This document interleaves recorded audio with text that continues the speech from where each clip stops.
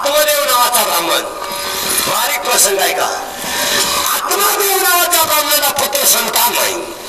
बारीक आहे का बाया माणसं? पुत्र संतान नाही आणि मुलगा व्हावा म्हणून आईने अट्टहास केला. जप कर, तप कर, ध्यान कर, धारणा कर, अनुष्ठान कर, व्रत कर, वैकल्य कर, नवस कर, 986 मुलगा झालाच नाही. पण नवरा इतका पुण्यवान होता. काही काहींच्या बायका सुद्धा इतक्या पुण्यवान असतात.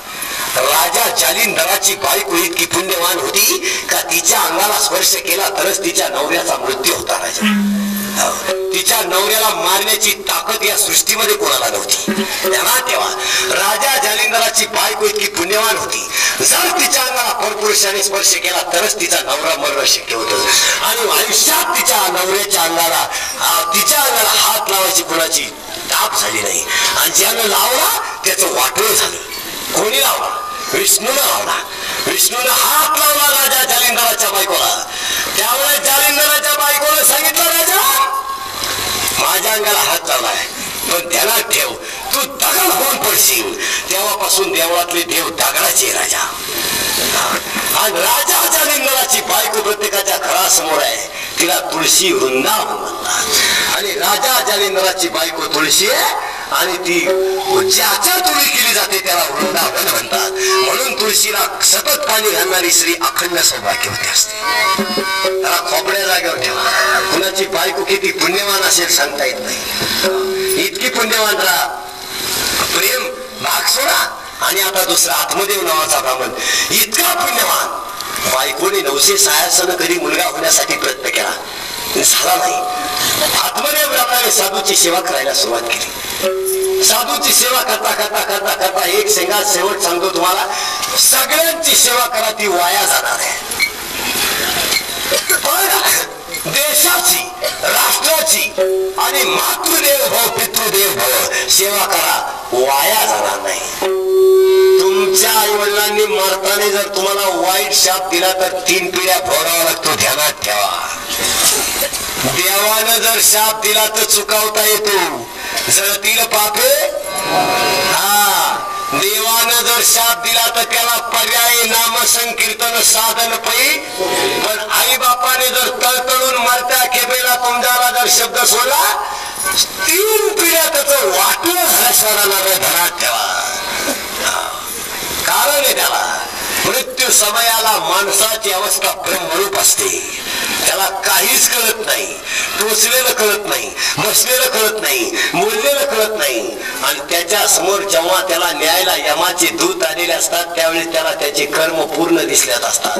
आणि त्यावेळेस त्याच्या तोंडातून बाहेर पडलेलं वाक्य 3 काळात खोटं ठरणार नाही. वर्तमान काळ, भविष्य काळ आणि भूतकाळ.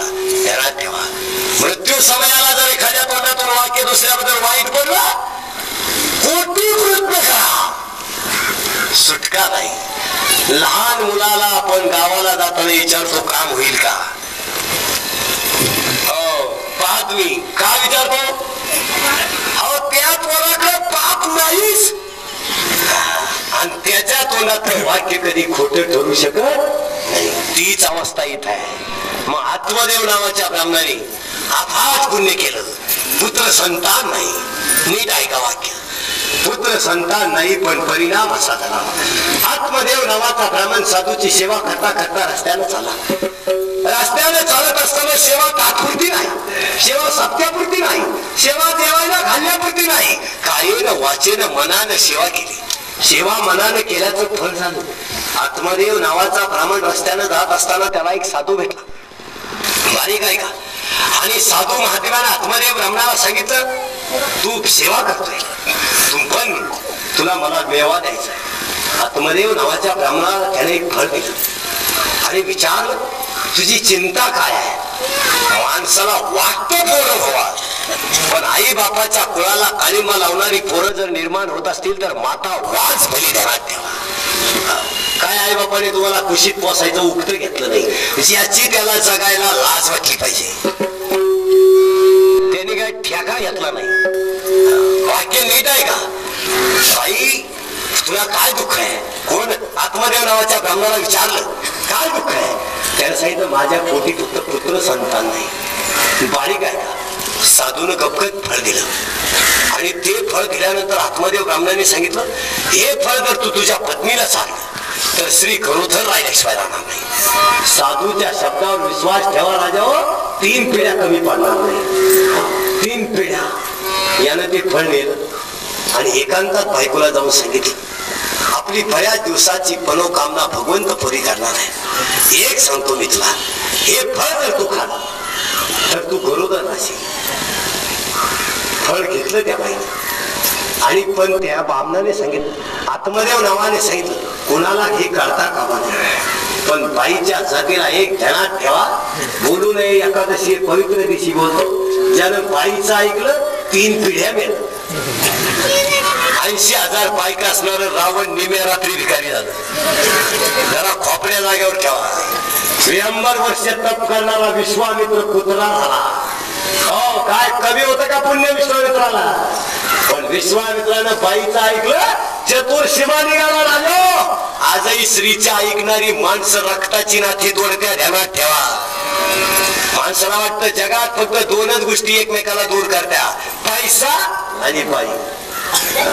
पैसा रक्ताची नाती कायमचे संपवतो आणि बाईचं ज्यानं ऐकलं उद्ध्वस्त झाला कार्य. ध्यानात ठेवा, त्यांना आकडून जगायची गरजच नाही. त्याच्या त्याच दिवशी चतुर शिवा निघाला. या बाईनं फळ घेतलं आणि बाईची बुद्धी इतकी भ्रष्ट झाली. बाईनं काय विचार केला माहिती का, हे फळ जर मी खाल्लं, मला दिवस झाला, गरोदरपणाचे डोळे लागणार, मला गरोदरपणा पथ्य पाळावा लागणार आणि बाळांपणाच्या कळा सहन करावा लागणार. जी आई बाळांपणाच्या कळा सहन करते तीच फक्त पुढच्या पथ्याला जन्म देते, दुसऱ्या. आणि एवढे उपद्याप करण्यापेक्षा मी हे फळ न खाल्लेलं काय वाईट? काय बुद्धी आहे राजा. त्या बाईनं ते फळ विचारात घेतलं, तिच्या बहिणीकडे गेली आणि तिच्या बहिणीला सांगितलं. आणि स्त्रीची खोड अशी राहते, कुणापाशी काय करलं गॅरंटी. आणि काही गोष्टी माणसानं मेल्या तरी बाईला सांगू नये. आपल्याला उद्या फाशी होणारे हे सुद्धा सांगू नये. ती म्हणायला बसली मुळची. अशी गंमत आहे. तिनं त्या बहिणीला जाऊन सांगितलं, माझी स्थिती अशी आहे. तिच्या बहिणीने किम्या केली. तिने सांगितलं, मी गरोदर आहे, पण तू गरोदरपणाचं सोंग आण. फक्त चिरकुटे बांधून वाढविले पोट, गारवार बोबा त्याच्या नामाची. वा, तू फक्त चिंध्या बांधून राहा. माझं झालेलं अपत्य मी बाळांत झाल्या झाल्या तुला देईल आणि माझं मेलं म्हणून सांगेल, पण तू बाकी त्रास सहन करू. त्या बाईनं ते फळ गाईला दिलं. नीती पहा माणसाची. आणि गाईला गाई गाभण राहिली. गाईला मुलगा झाला आणि त्याचे कान गाई सारखे होते म्हणून त्या मुलाचं नाव गोकर्ण असं ठेवलं. इकडं बाई बाळांत झाली. हिनं चिंध्या वाढून वाढवलेलं पोट, हिचा बोभाटा बोगाट गेला. स्तनी नाही पोट, स्तनी नाही पाना, पोटी नाही पोर.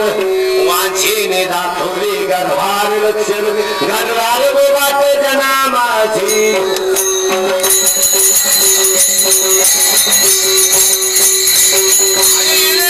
लटकेची डोहाळे दाखवी प्रकार असं प्रमाणित झालं ना. म्हणून आता हिनं काय केलं, ते पोरगा आणलं.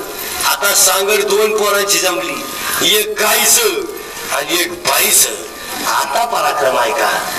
जे गाईचं दूध पिलं त्याचं नाव गोकर्ण होतं आणि हिनं हे पोरग आणलं. आणि पोरग सांभाळताना आई गाणं म्हणत असते, निमोनीच्या झाडामागे